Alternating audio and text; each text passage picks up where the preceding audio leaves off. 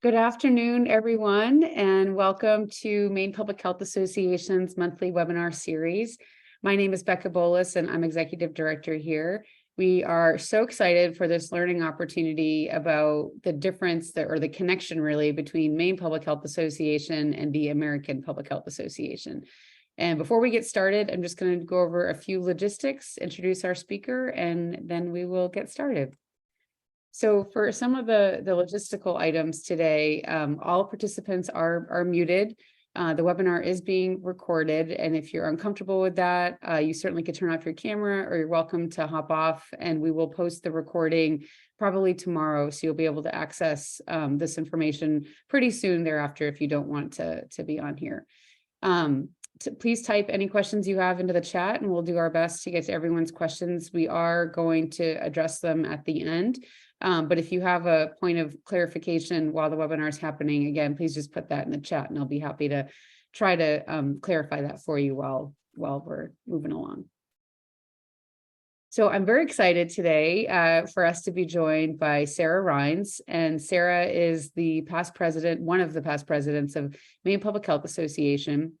And she serves as our liaison or affiliate representative to the American Public Health Association's governing council, which I know she'll be telling you about today. Sarah serves as chair of the Council of Affiliates. So MPHA is one of 52 state affiliates. So she's the chair of that council and is an ex officio member of the APHA executive board. In her career, in her full-time work, she's also the senior program manager at the Maine Health Center for Tobacco Independence.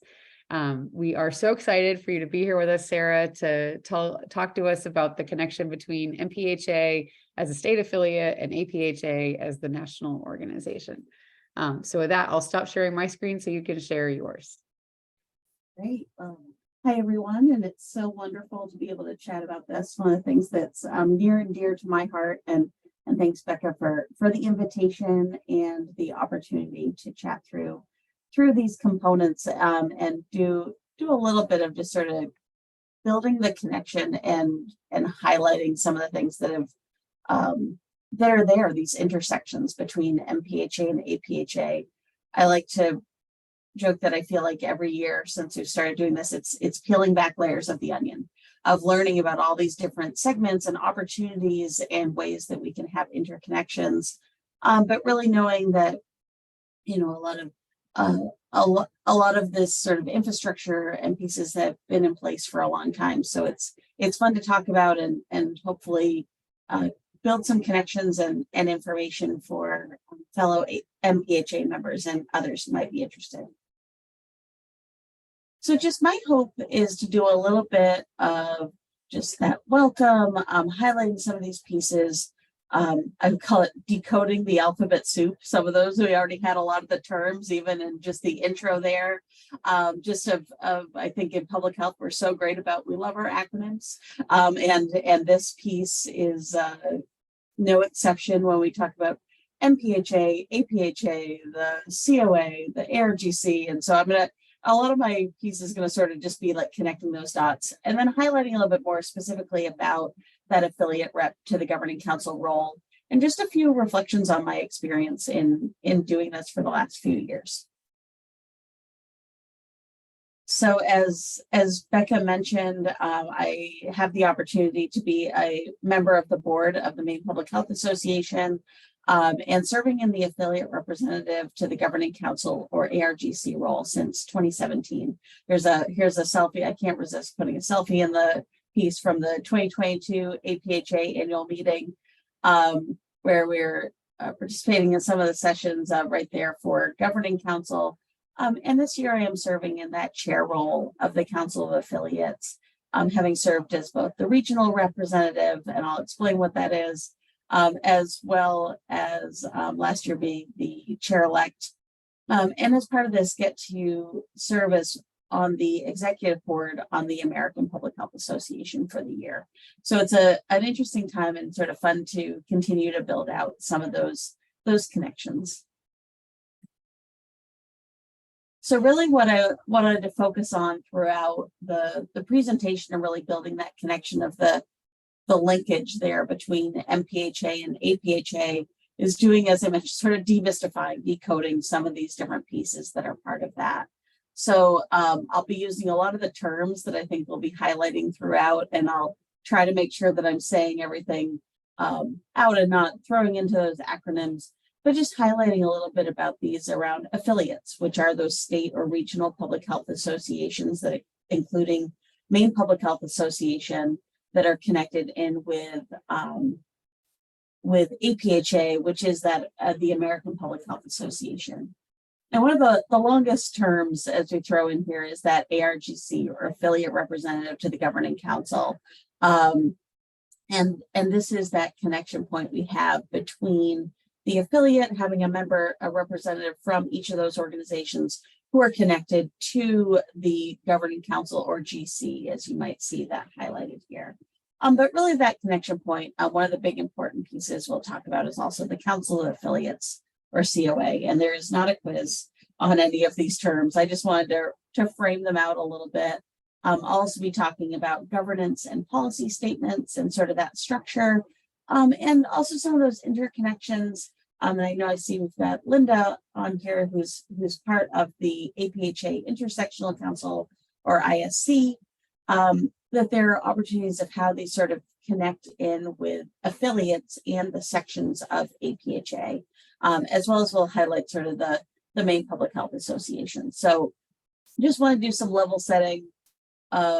Please, I hope that we can sort of connect and dig deeper on some of these, and some of which might be sections or terms that you're very familiar with already, or components of it.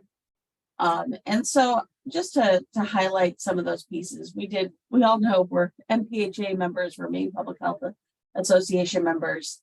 And so this is sort of our grounding space. If we're in our state affiliate, that is doing such awesome work across Maine, with all of the members, with the leadership coming from Becca and staff and the board, to be working across Maine with that mission of improving and sustaining the health and well-being of all people in Maine through health promotion, disease prevention, and the advancement of health equity. But MPHA is part of this group that I'm going to say, if I go back in time, didn't know, should have known, should have assumed there are affiliates across the country that are all doing similar work, different structures, different look and feel, but similar sort of bones in being that they are part of these affiliated organizations with APHA. They're independent organizations, but they're connected through this network. There to have sort of be able to build connections, grow that common influence, help support getting the shared missions and shared values and priorities, being able to leverage that. So might be more familiar here at the local or regional level.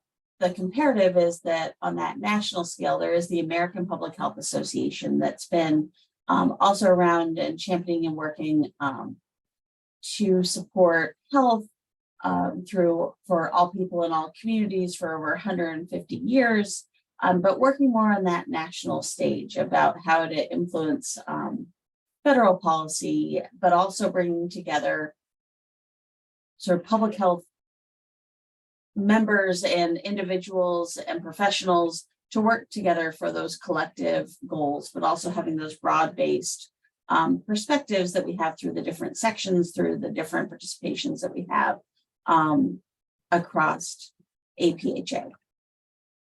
And so really this piece around there and where this intersection happens is, like we said, that MPHA is one of 52 state or regional public health associations that they're working across the country, have those same broad general goals. We're trying to promote, protect, and advocate for the public's health, but that affiliates are those independently established organizations that are working with their own infrastructure, policies, processes, and procedures, but have a memorandum of understanding with APHA on some of those shared pieces and providing benefits to each other. So that's the nice thing, is there are things that MPHA can get from APHA, but also things that APHA can leverage and support and receive by working with the affiliates. So how do they talk to each other? How are those interconnecting? There's some great people. There's affiliate affairs staff at APHA that works closely with all of the state affiliates. But really, there's also what I like to say is there's this bridge. There's this bridge, which is the Council of Affiliates, or the COA. And they are a body of APHA, but act as a connection point and sort of really a talking mechanism between the two organizations to make sure that there are representatives who are connecting or getting information from APHA and able to bring that back to the affiliates, and vice versa. They're able to bring up issues from the affiliates or connections or areas of maybe training or interest and bring it there so that there can be this connection and talking point versus having 52 organizations all talking in different ways or having different pieces or different connections or receiving different benefits from APHA. This allows that real intersection and strategy around there. And so the Council of Affiliates is a body that comes together with individuals, and we'll go through the actual structure, that are representative of the affiliates, as well as having connection points and intersections with other groups of the American Public Health Association. So working with those sections, with the Student Assembly, early career professionals, caucus collaborative, to try to make sure that there are ways that when conversations are happening at that national level or between those other sections or parts of APHA, that there's an affiliate voice, or there's thinking about how does this intersect? How does this work with the state affiliates? Can there be discussion about that? So just a little bit, and I know these are sort of wordy slides, and I'm not going to read everything to you, but wanted to have some of these key terms that are out there around the Council of Affiliates and sort of that purpose. And this really is around that communication, coordination, and collaboration. I think these are really the important components of that, is the COA acting as that connection point of being like, how are we making sure there's dialogue that's happening between APHA and the affiliates? There's support that's happening around what training and resources are needed. There's collaborative activities that can happen. That there's really sort of working together to figure out, that this is a mutually beneficial relationship. And how can we make sure that individuals feel that they are connected in both to something that broader piece and have that connection, even as it comes to being connected to other affiliates. There are opportunities through what they call the affiliate online community of having discussion boards and things that can happen through APHA that say, hey, we're thinking about doing this in Maine. Has anyone tried this? We're looking at this new system, or we're dealing with this policy issue. Does anyone have experience with this?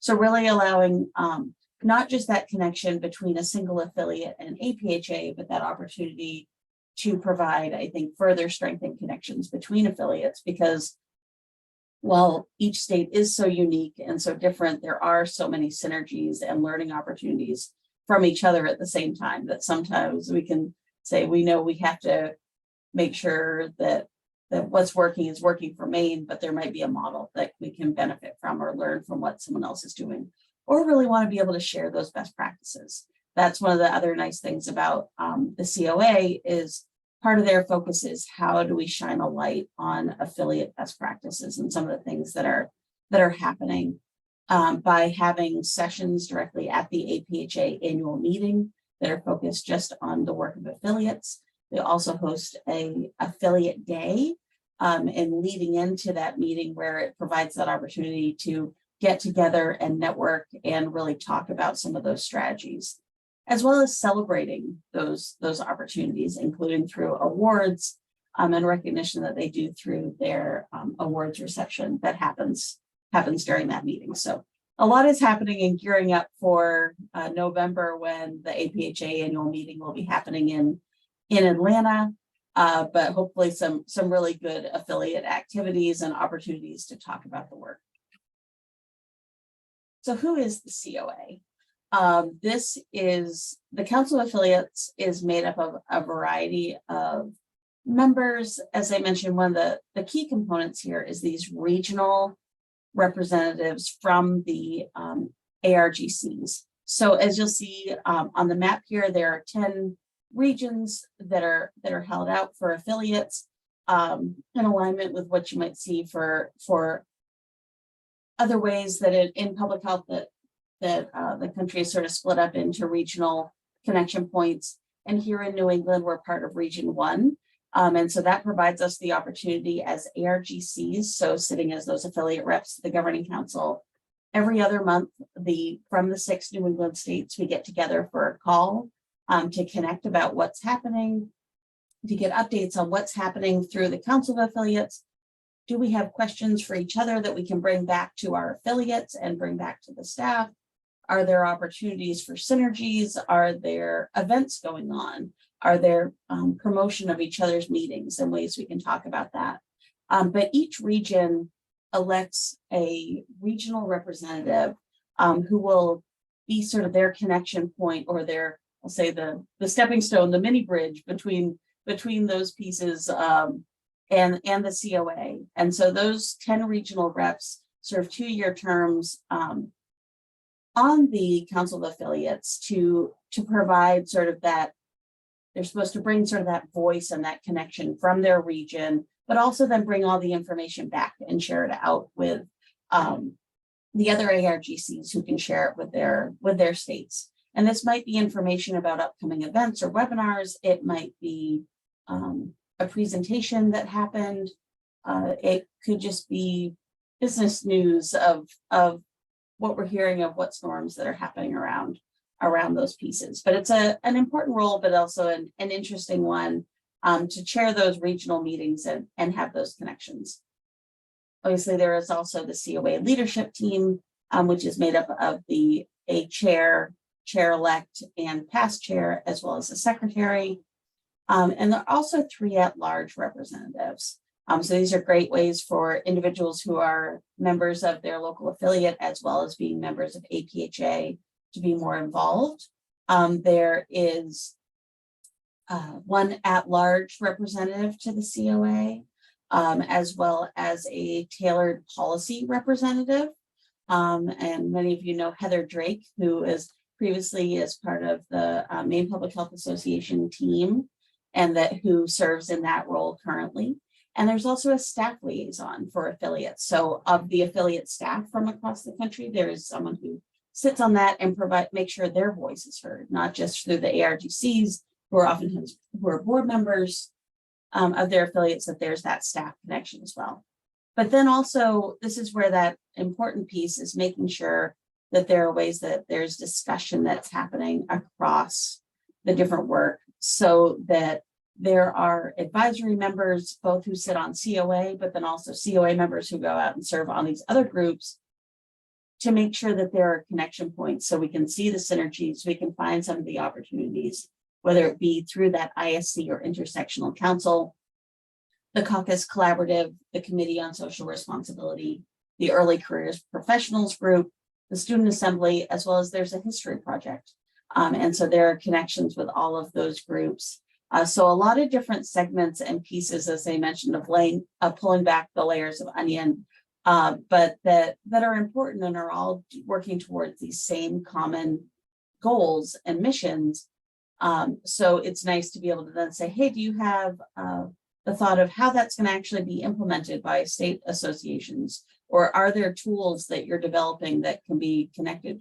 Or is this something that works on a national level and doesn't have that same fit in the regional space?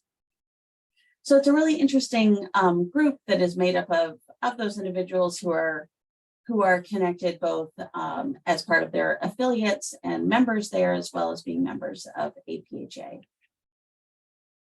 So hopefully, I know we're throwing in a lot of acronyms, a lot of pieces, but I think it's just sort of want to make sure to see these connection points and sort of build up that infrastructure that's happening to get to sort of the meat and potatoes here about the ARGC and that affiliate representative to the governing council.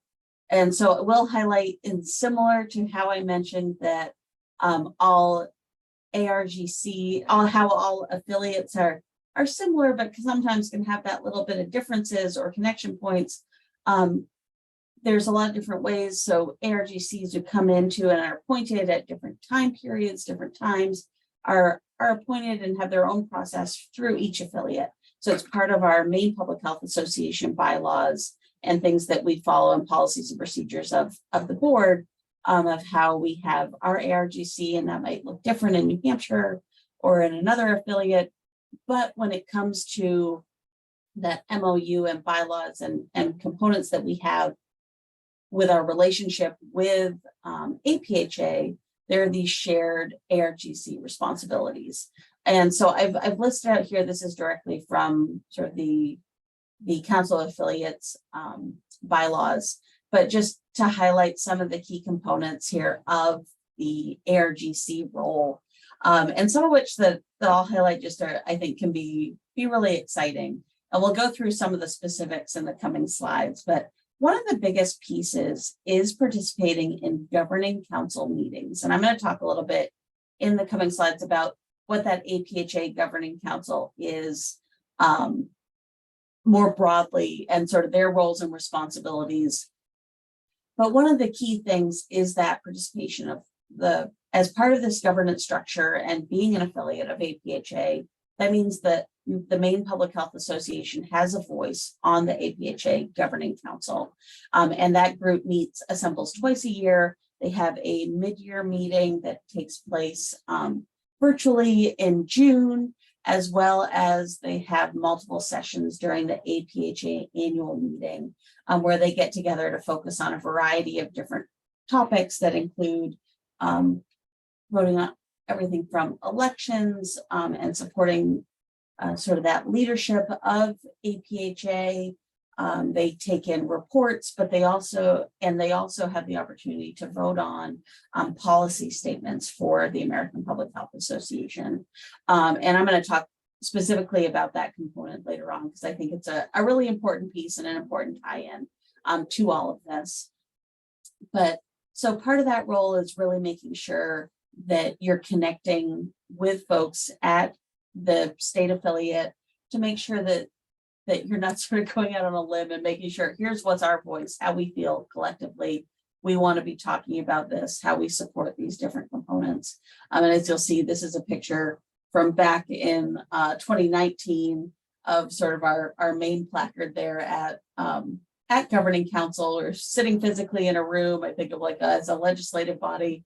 We've moved on up now to having some easier tech to do voting, but we had these little pin pads to actually do votes, because you go through all of those different components during that.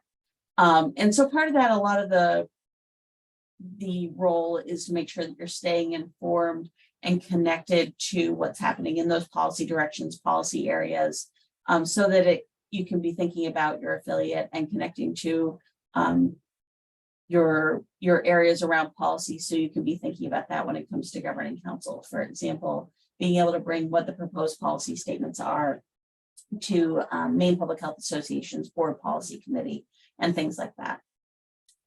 And so then some of the other components are making sure that you're really participating and being a connection point and a voice during those events during the annual meeting, but that you're going to the awards reception, you're attending affiliate day, you're attending and making sure that voice is there for your state at governing council, and being connected there with as part of this collective voice. The governing council includes the 52 state affiliates. We each have a vote, but also there are sections, there are other groups that have voices, and they have representatives to the governing council. They have their governing councilors and voices. So we want to make sure we're connecting with the other COA members so that we can have that shared voice.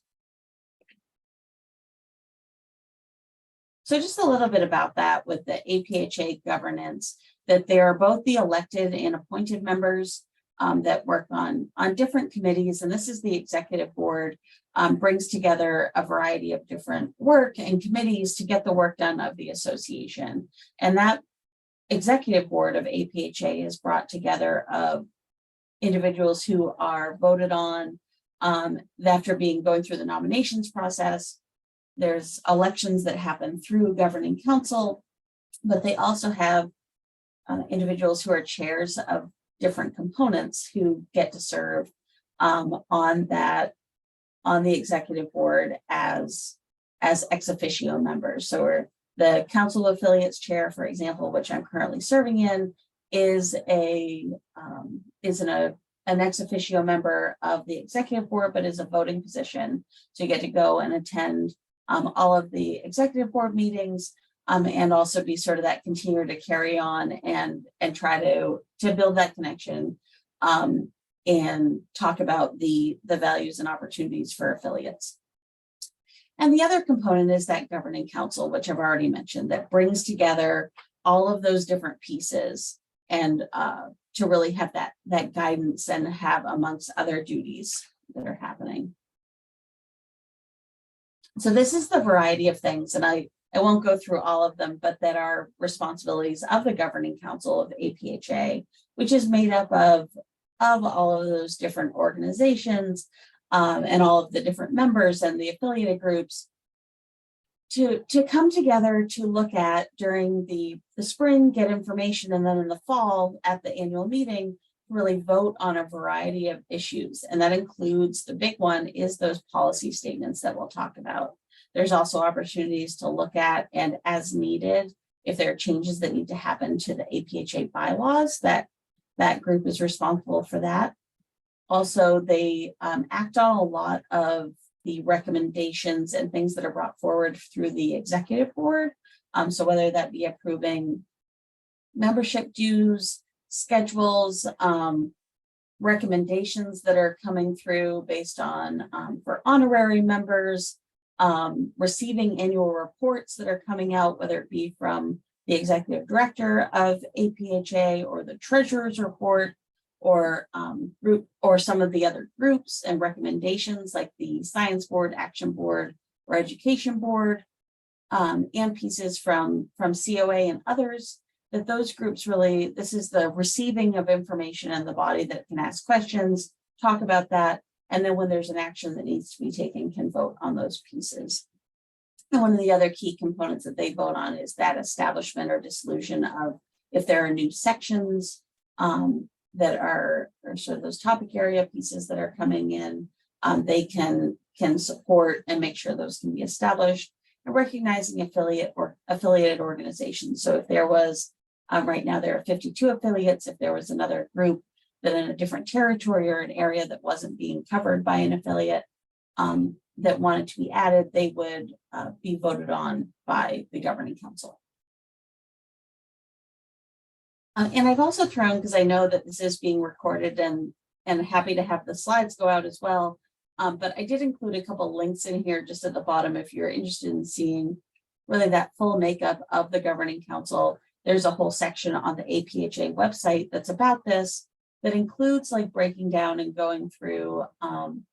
You can find they're open, the meetings, their rules are, and they follow, sort of the parliamentary procedure around who can speak and bring things to the floor.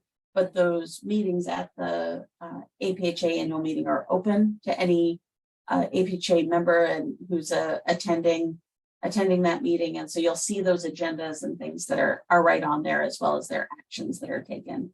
So if there is a interest on that, always happy to make sure that people know where to find that. So policy statements, I think this is one of the biggest pieces and really sort of important components that we want to make sure everyone knows about as it relates to the sort of that role in our connection between, through the ARGC, our connection point between MPHA and APHA. There is, and I've linked it here as well, a whole database of policy statements on the APHA website that are sort of the process that go through to be what's, they go through the process through governing council to be reviewed, approved, and endorsed to really help be, what are our best practices? What are our statements of what are our statements and our research and information that we know on different topics. Sorry about that. So any member of APHA can bring forward a proposed policy statement, and then it goes through a process with the Joint Policy Committee and different sections of that action board, the education board, and I'm going to forget the third component. We've got education action and science board. That should have been the easy one to remember, because that is our sort of that evidence-based piece of, they have a structure for in a timeline, a real annual timeline of people being able to provide proposed policy statements. And they go through a rigorous review process for everything about what is the evidence base that's included in there. They review it not for, what's not necessarily on the importance of the topic, but on is the science there? Are the arguments being made? Have they included actionable items that could be implemented to help support all of this different work to happen to get to a goal? And so those are voted on every year by the governing council. They're announced at the meeting in the spring to let you know what the proposed statements are. ARGCs and other governing councilors are expected to join public hearings on the proposed policy statements ahead of the annual meeting, and then we'll vote on it during the meeting. And so that process includes bringing those back and making sure that they align with what are would they be useful? Is there feedback from our affiliate of how we can best use those?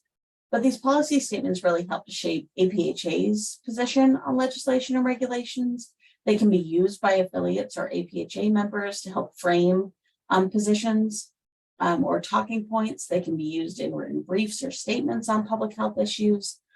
They highlight the latest research on specific public health topics, and they act as a source of information and reference.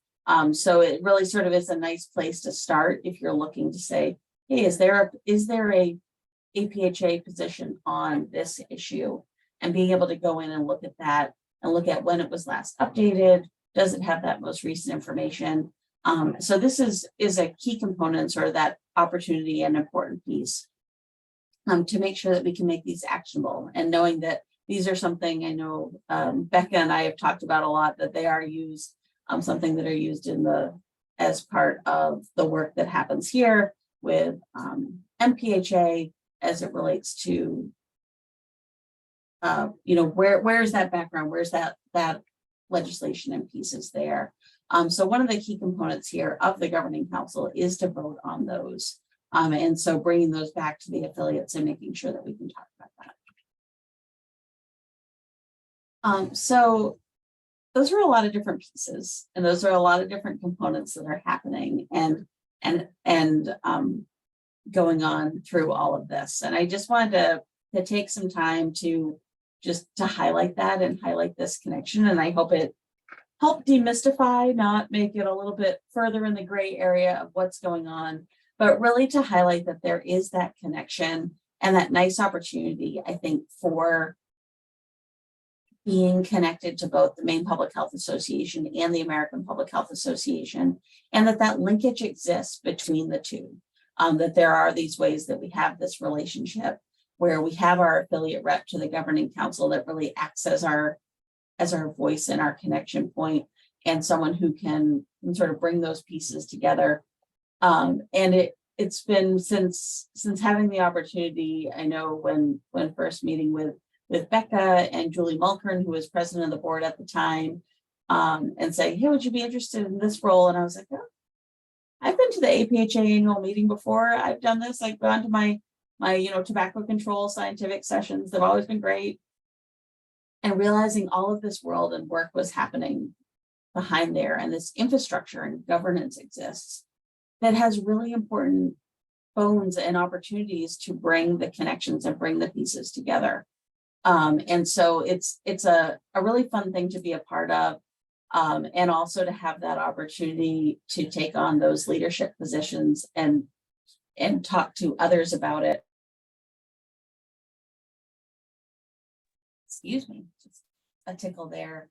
So I think it's a fun piece to talk about, and one of those things that I know happens sort of behind the scenes sometimes, and to have that connection point that really can be a nice opportunity to make sure we know that our voices are being brought together with other affiliates and amplified, to really say, you know, that things don't just happen in public health. We know it happens at every facet and every level, but that there's this opportunity to make sure that what's happening at our state level and with our state association is being amplified and being showcased on that national stage. Because I think that's one of the really cool things. Through the Council of Affiliates, the Maine Public Health Association is a past recipient of being Affiliate of the Year, being able to highlight some of those great things of just recognizing and showcasing some of this work that goes on. And so I think it's really a fun opportunity. And so I've been very, very lucky to have this role and take it on, and I appreciate that the board supports me in doing that, as well as my employer, to be able to take on this time, because I think it's a fun piece, met some wonderful people, but also learned about some really cool work that's happening across affiliates across the country, as well as that work with APHA.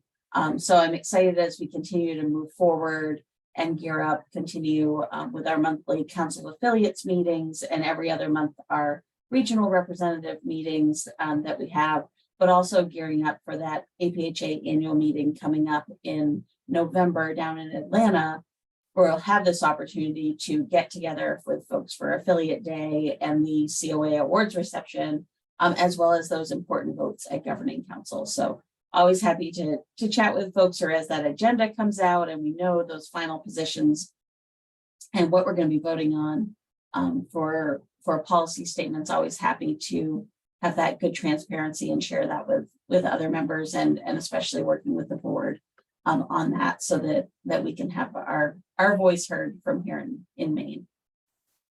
And so just want to say a huge thank you. Please feel free to send me any questions you might have that pop up, or connect with me. You can sometimes follow. I was like, my nerdy selfies that I like to take. We'll throw them up on LinkedIn that show some of what's happening with Governing Council and attending those things. So just really appreciate everyone's time today and the opportunity to share this. That's great, Sarah. Thank you. Thanks for going through all that. It's a lot to cover. It's a lot of relationships, and like you said, an alphabet soup of different parts of the process and who's doing what. And it really is this kind of hidden aspect to the association. I mean, it's enormous. And I'd been to APHA, the annual meeting, several times and had no idea that all this was going on. And then when I went with you to the Governing Council meeting, it was just also a little overwhelming. Like, you walk into this massive ballroom at this huge convention center, and there's just rows of, you know, people that are part of that voting opportunity on the position statements and other issues. And it's like walking into like a UN meeting. That's what I felt like, or some like, you know, big entity. State and all this. Yeah. It's a lot. So there are some questions that we have, and I don't know if you want to get a sip of water in between, or you're good. Okay. So one is just a point of clarification. Could you talk a little bit more about the caucus collaborative? Sounds good. Happy to highlight that very, very briefly, and I can send a link, because I will say I'm not as aware as I continue to pull back the layers, learning more about the APHA side of it and some of those groups that exist. So one of the major structures and components of APHA is they have these have what are known as sections, which might be groups that are based upon your topic area, our area of research or programmatic work. But also there are groups that are caucuses that are maybe not yet, they've not been put into that section status, or they might be cross-cutting groups. There are a lot of rules as far as sections go, as far as how many members they have, and different sort of governance structures. And so oftentimes there are several caucuses on different issues that exist, so that they can help bring other issues forward, And they might be sort of more cross-cutting than that. But so the caucus collaborative is the group that brings together groups that are, they sort of act as the governing body for those organizations that are a caucus that has at least, just pulling that up, a caucus has at least 25 APHA members who have a particular position or interest on an issue. And so they can sort of come up and be like sort of in, they have a relationship with APHA rather than being an official section. And so sometimes they might be on that road to becoming a section, or they might really like being in that sort of affiliation, but slightly separate role. So there can be a variety of those. So I will I just pulled that up, and I will put that link right in the chat for if folks want to learn a little bit more about those as well. That's great. Thank you. Can you talk a little bit more when you reflect on, and I can answer some of this too, but when you reflect on some of the benefits to APHA with the sections and the benefits to MPHA as an affiliate, like, can you name some of those specifically? Like, what are the benefits of us having a relationship?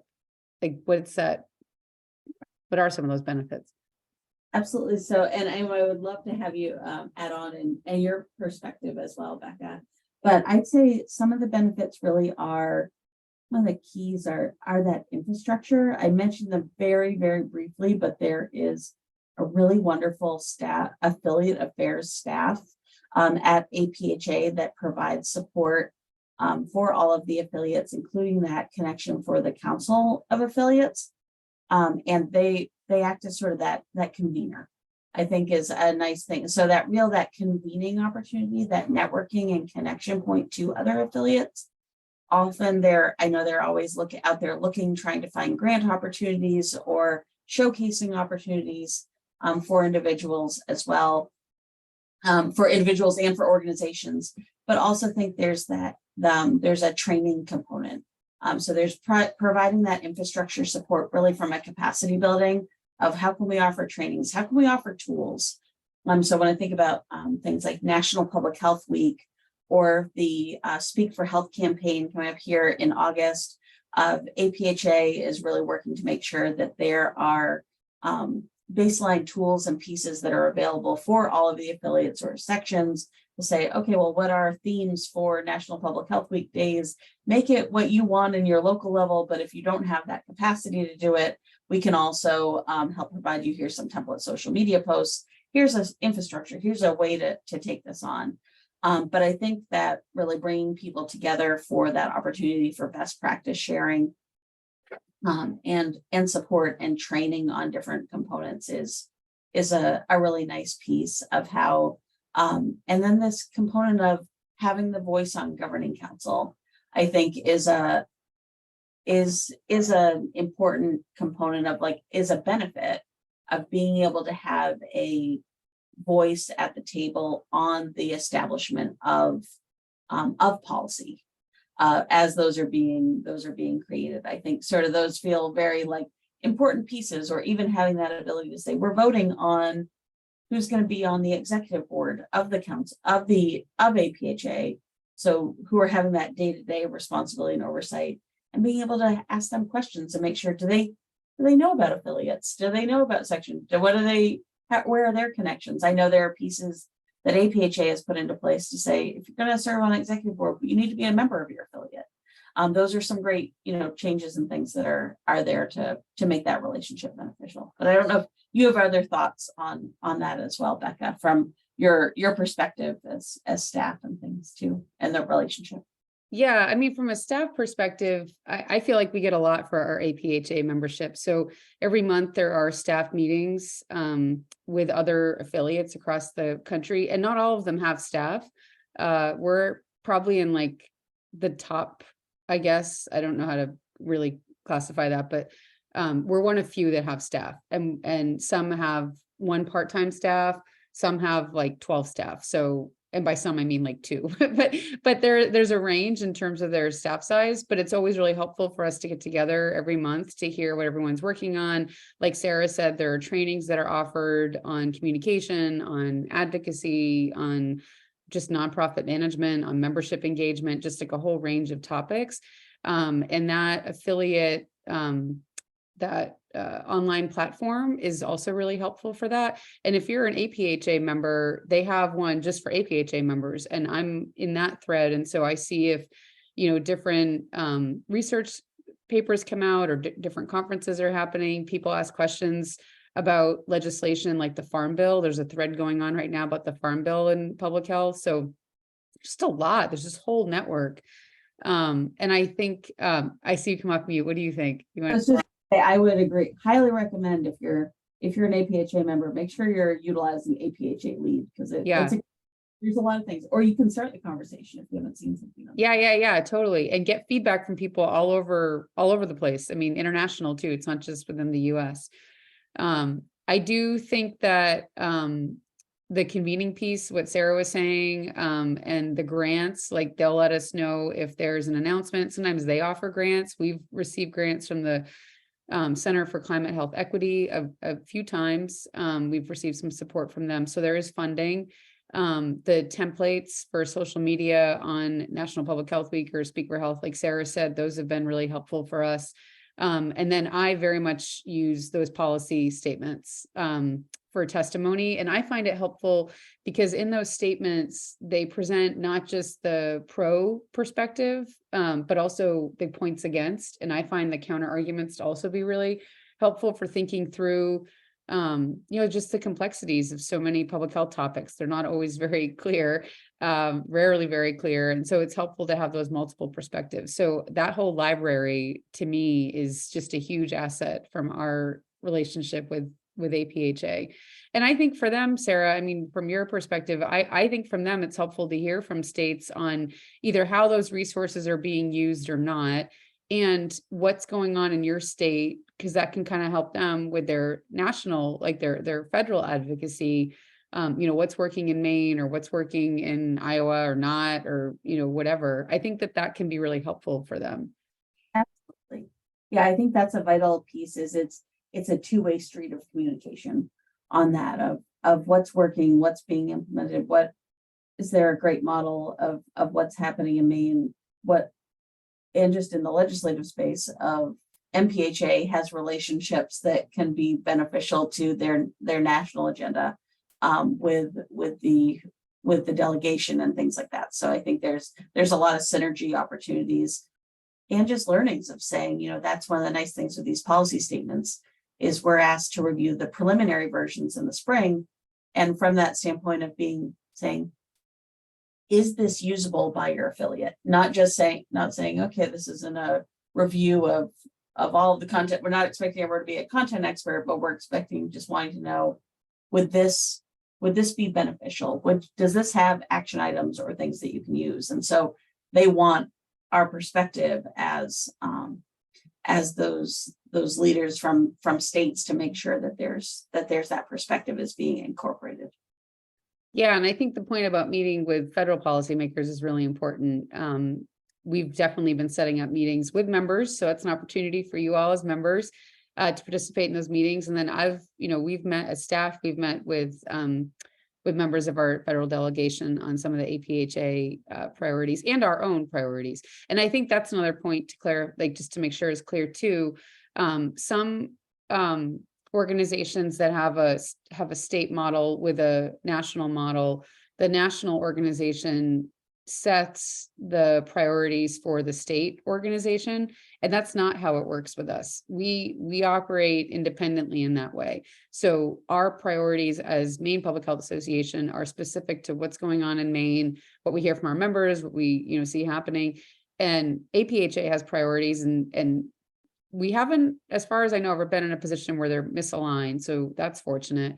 But we can help support that, but it's not like we get this prescriptive list of this is what you're going to work on this session or this year, which I think is really nice. I appreciate that model a lot because I think it allows the state affiliates to be responsive to what's going on in their states and not just what's going on nationally, even though like there can be synergy there, for sure.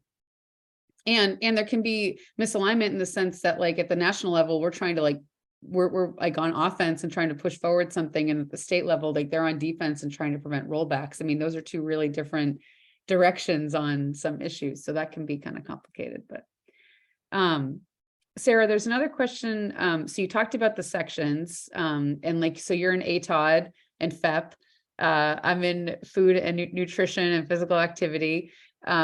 So can you talk about the sections and state affiliate communication?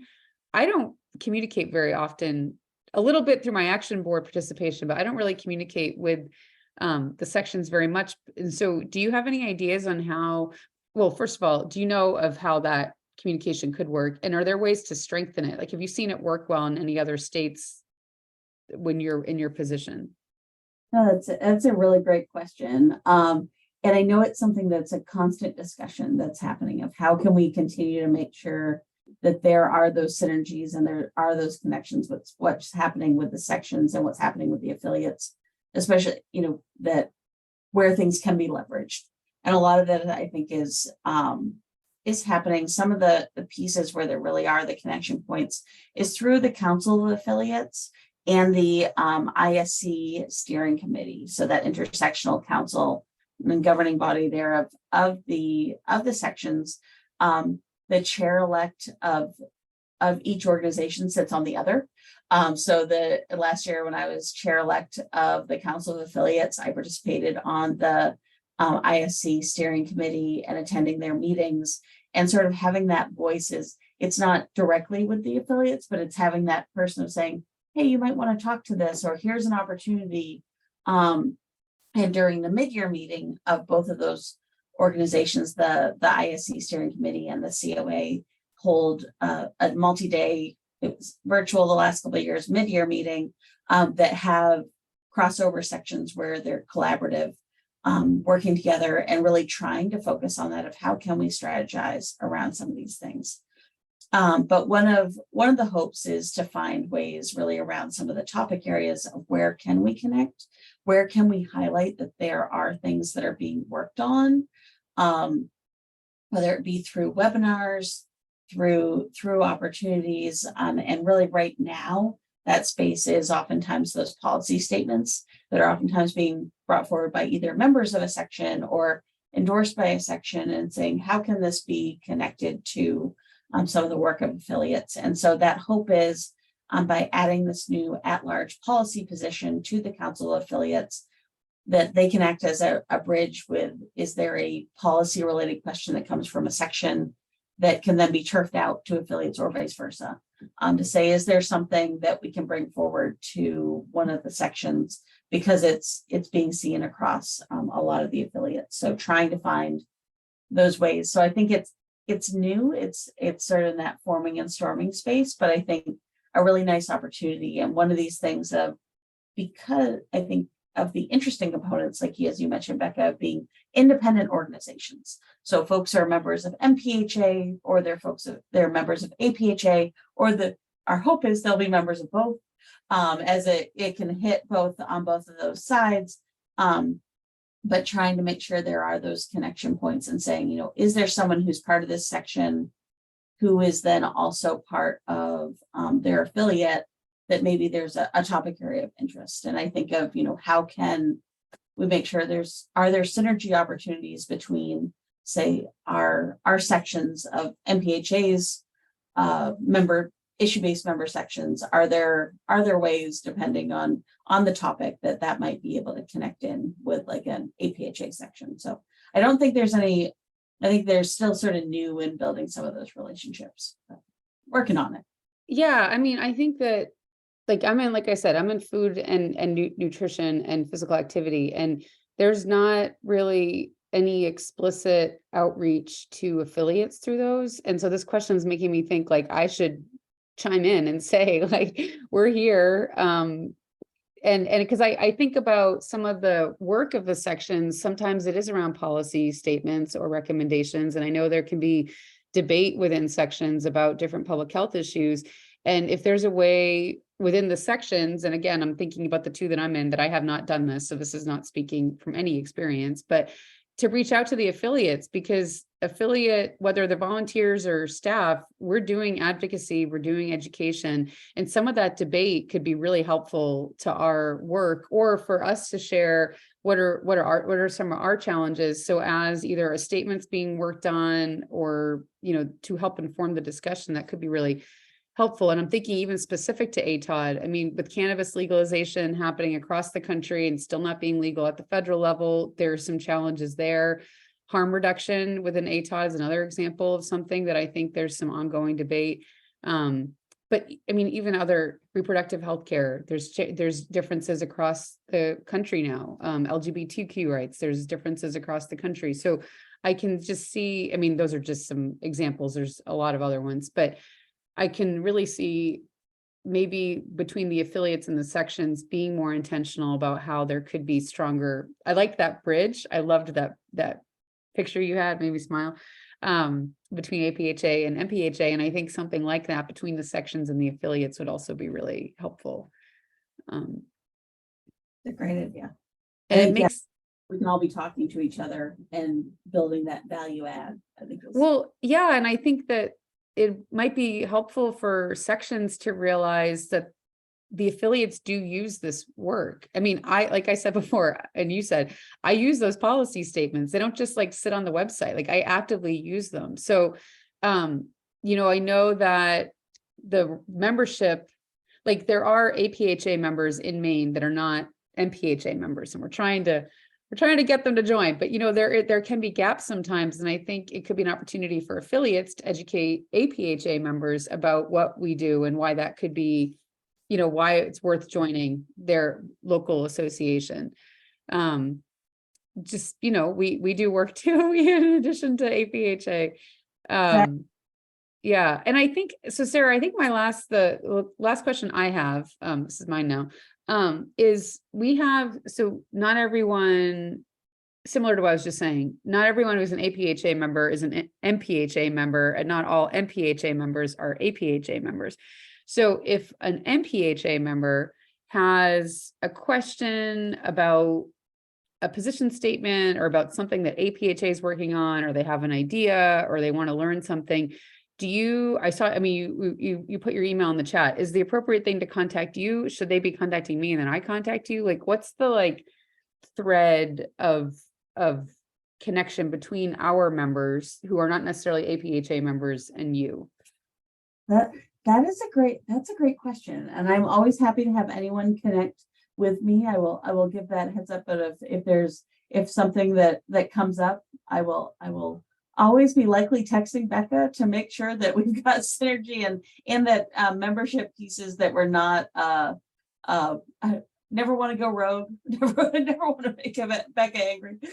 So always keeping you in the loop about that as well. But I think if folks have questions or they want to learn more, I'm always happy to chat with someone. I think as it regards that if it's, what is MPHA's position on this proposed policy statement or things like that, I would say feel free to reach out to me, but I'm going to be bringing that back to Becca and the policy committee of the board, because that is something I think in similar one of those pieces that we don't happen in a vacuum. So we're so happy to have that connect either way, but always happy to share those. I will say one of the great things, so the proposed policy statements for APHA can be seen only by members of APHA, but the adopted policy statements and that policy statement database is on their public facing side of the website. So they're accessible for anybody, but they really want to have that be a member piece as those are in development and things that they're being seen by folks. So, but if there's a question about that, or on how to access things, or just sort of navigating and understanding that world of the APHA lead or the affiliate online community. If you are a member or saying, hey, I'm curious about the benefits of being a member of both, always happy to chat with people too. That's great. Thank you so much, Sarah. I hope that this was helpful and to learn about the role, like the difference between the two organizations, the relationship between them, and for you all to know that you have a really strong voice in a lot of different areas in APHA governance through Sarah. It's incredible. It really is. And we're lucky with all the different leadership positions that you have, Sarah. And folks should also know, I should have mentioned this at the beginning, Sarah last year won the Council of Affiliates Award of Excellence, really for all this incredible work that she does. So we're really, really fortunate to have her as our liaison and representative with APHA, because she really is super connected to that network. So I want to thank you so much, Sarah, for all the work that you do for us, and making sure that MPHA's voice is heard there, because it's a lot. And so anyway, thank you all. Thank you, Sarah, for your time. Thank you all for joining us. I do want to let you know that our next webinar is on Thursday, September 7th. I'm going to put the link in the chat. This one is about designing an accessible website, and one that helps, and the webinar covers both accessibility and also an acronym that I just learned about, which is SEO, and that stands for Search Engine Optimization. Probably everybody else knows that, and I'm late to the party, but I didn't know what it meant. So that's what this whole webinar will be about. So we hope you can join us on September 7th to learn about that. And again, just thank you so much for being here. Thank you again, Sarah, for your awesome presentation. And I hope everybody has a really great day. Thank you. Great. Thanks so much. Don't know how to, here we go.